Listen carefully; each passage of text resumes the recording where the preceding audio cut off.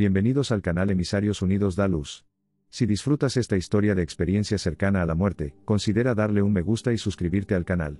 Ahora comencemos con la historia. El siguiente relato puede parecer una historia fantástica, pero les prometo que fue algo que realmente experimenté. Nací en Mississippi a principios de los años 1970. Cuando era niña, fui adoptada por una pareja que al principio parecía amable pero que luego resultó ser abusiva. Por las noches lloraba e imploraba a Dios que me llevara. Sabía que mis padres adoptivos realmente no me querían, ni tampoco mis padres naturales, quienes me dieron en adopción en primer lugar. Mi padre adoptivo continuó golpeándome durante mi primer año de escuela secundaria, y cuando finalmente decidí defenderme, golpeé tan brutalmente a mi padre adoptivo que llamaron a la policía. Sin embargo, la policía no quiso oír que estaba actuando en defensa propia, y el tribunal me acusó de agresión, y luego me condenó a pasar 6 meses en un centro de detención juvenil. Después de mi estancia en un centro de detención juvenil, un trabajador social me recogió y me devolvió a un hogar de acogida, ya que mis padres adoptivos decidieron que ya no me querían. En aquellos días, le preguntaba a Dios acerca de mi propósito en la tierra, y qué era lo que parecía atraer el desprecio y la enemistad de los demás. Cuando cumplí 18 años, me dijeron que dejara el hogar de acogida, y no tenía otro lugar a donde ir que vivir en la calle. En aquellos días estaba lleno de ira hacia el sistema que nunca pareció representar, defender o preocuparse por mi bienestar, y fue debido a esa indignación y apatía que decidí abandonar la escuela secundaria. Vivía en la calle y me dedicaba a pequeños robos para poder comprarme la comida, y por las noches me tumbaba en el duro suelo, y me cubría con un periódico para tratar de mantenerme caliente. Al vivir en la calle, la gente me escupía, me llamaba vagabundo y me hacía críticas similares. Hubo momentos en los que pasaba hambre durante un par de días seguidos, y consumía alcohol o drogas para tratar de sentirme mejor, incluso si sentirme mejor era solo por los momentos más fugaces. No me importaba mucho mi salud, y razoné que si Dios mismo no se preocupaba por mí, ¿por qué debería cuidarme yo? No pasó mucho tiempo antes de que me volviera adicto a esas drogas, y mi recién adquirido hábito muy pronto se volvió costoso. Y fue por mi necesidad de satisfacer las ansias de droga con mayor frecuencia, o con dosis mayores, que comencé a robar cosas más valiosas o a robar con más frecuencia. En ese fatídico día de mi envenenamiento, poco después de tomarme la dosis, comencé a tener espasmos y vómitos. Por fin se acabó, pensé, mientras mi cuerpo comenzaba a apagarse. Me dije a mí mismo que finalmente iba a un lugar de paz, no al cielo ni al infierno, ya que dejé de creer que ambos lugares existían, sino a un lugar de oscuridad y nada. Recuerdo que mi cuerpo dejó de tener espasmos, y recuerdo el torrente de paz que me invadió y me llenó. Entonces, de repente, me encontré viajando a 1.000.000 de millas por segundo a través de un túnel oscuro, y luego ese viaje a través del túnel terminó abruptamente en la oscuridad del vacío.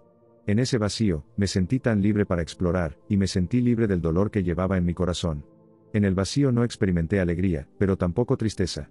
El vacío era, para mí, un lugar sumamente pacífico, aunque de vez en cuando sí sentía como si alguien me estuviera observando.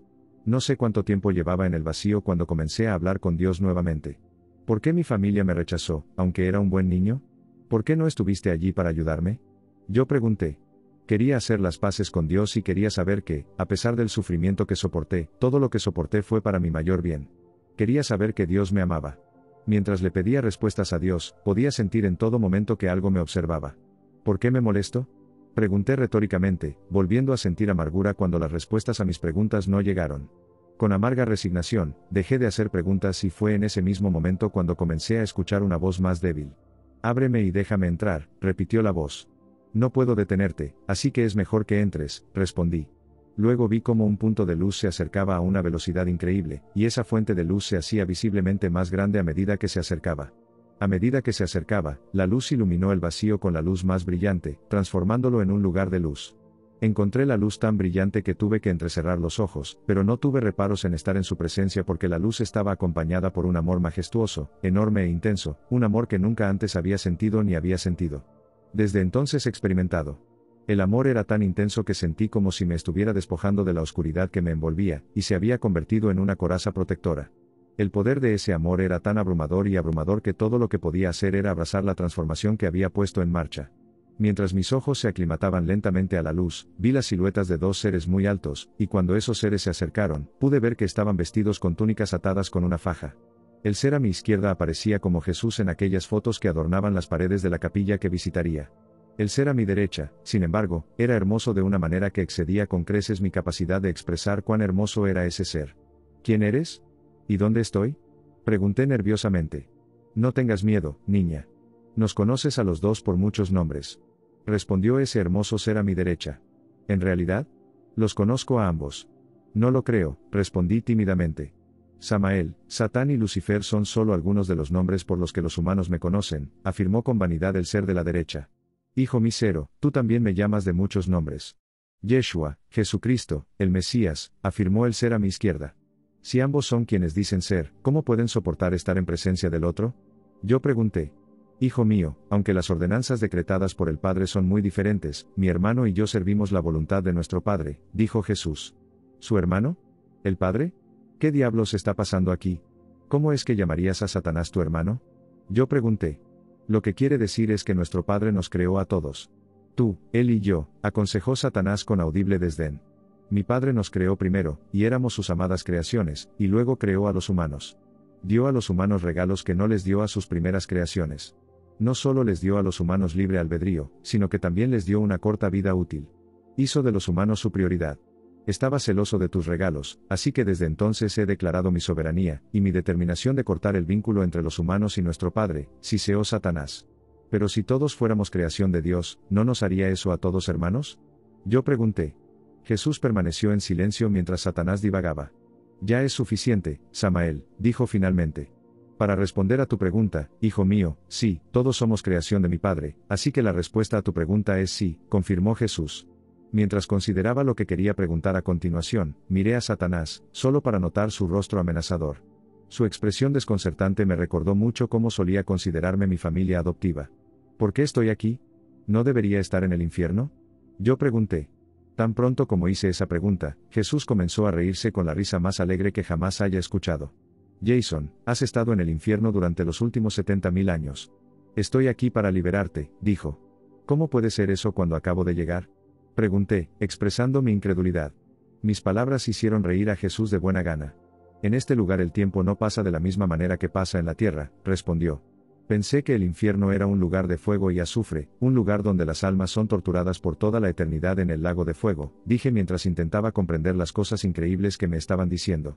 Tienes razón, sin embargo, esa parte del infierno está reservada para los peores de tu especie, sonrió Satanás, y yo me encogí de miedo al escuchar el deleite en su elocuencia jactanciosa.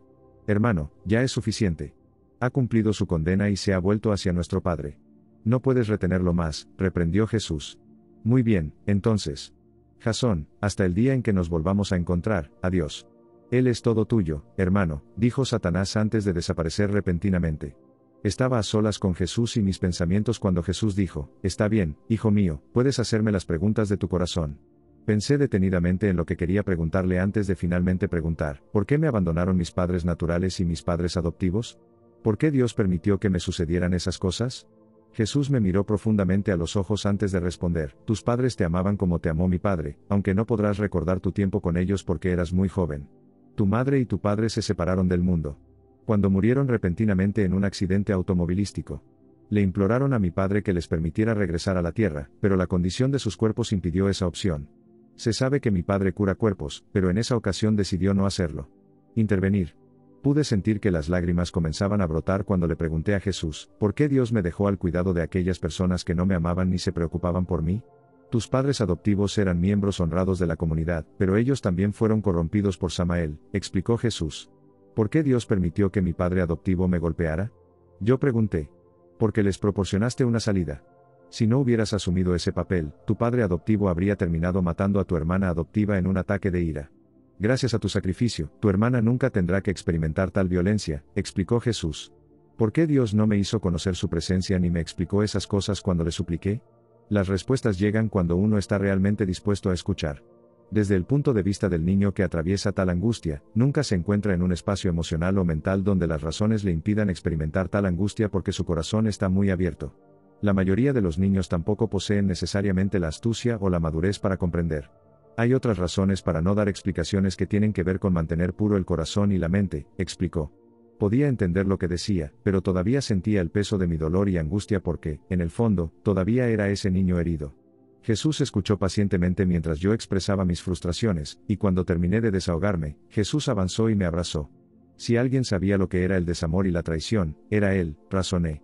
Después de un rato, Jesús me liberó de su abrazo y declaró, Jason, es hora de volver a tu vida terrenal. Ya te has castigado bastante. ¿Por qué tengo que regresar a la tierra? No tengo nada que esperar excepto posiblemente más tiempo en la cárcel, dije. Ven a caminar conmigo, dijo, y fue entonces cuando comenzamos a caminar. Ese lugar iluminado por la luz de repente se convirtió en un paisaje de hermosos y lujosos jardines de varios colores, y era como si una cortina lo hubiera estado ocultando todo el tiempo. ¿Por qué tengo que regresar?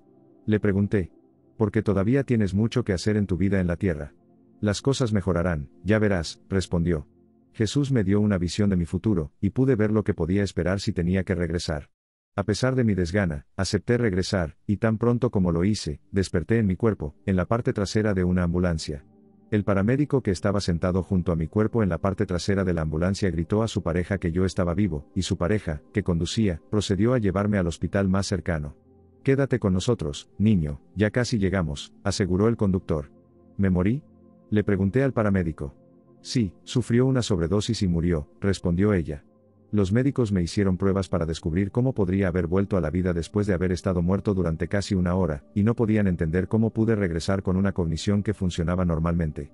Cuando me dieron el alta del hospital, me acusaron de robo, pero como el juez fue comprensivo, no tuve que pasar tiempo en prisión. Sin embargo, no tenía dónde quedarme, pero fue una amable señora a la que conocía desde pequeño quien decidió acogerme. Ella fue la primera persona a quien le conté de mi EGM, y fue cuando le expliqué lo que Jesús hizo. Me había explicado lo que les pasó a mis padres biológicos, y eso le hizo darse cuenta de que, después de todo, tal vez yo no estuviera loco. Ella fue la primera persona que realmente me amó, y me ayudó a graduarme y solicitar becas para poder asistir a la universidad. Ella estuvo allí cuando obtuve mi licenciatura, luego cuando me casé y cuando mi esposa y yo nos convertimos en padres. Ella era la mujer a la que llamaba mamá y el ángel de mi vida. Me tomó un tiempo entender por qué tuve que pasar por todo lo que hice. Los padres adoptivos que tuve una vez fueron a prisión por abuso infantil, y me gusta pensar que protegía a esos niños siendo el chivo expiatorio de su abuso cuando vivía con ellos. Quiero terminar diciendo que no importa cuán astutamente Satanás conspire contra nosotros, no puede impedir que clamemos a Dios en el momento de mayor necesidad.